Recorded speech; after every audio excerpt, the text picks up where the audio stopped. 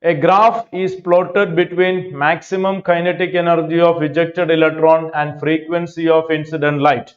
Which of the following plot is correct? Energy versus frequency. Kinetic energy versus frequency. Kinetic energy half mv square is equal to h nu minus h nu 0.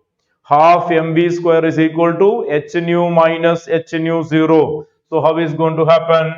Half mv square, that is kinetic energy, is equal to h nu minus h nu 0. This is taken along the y-axis and this is taken along the x-axis. So this will be slope of the line.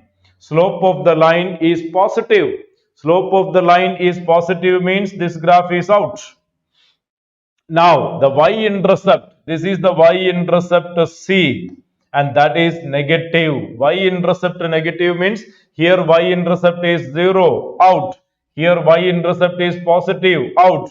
And the answer is option C, where the y-intercept is coming negative. Y-intercept coming negative. So 2 point, positive slope and y-intercept negative. Enough. Okay. Yes. Option C.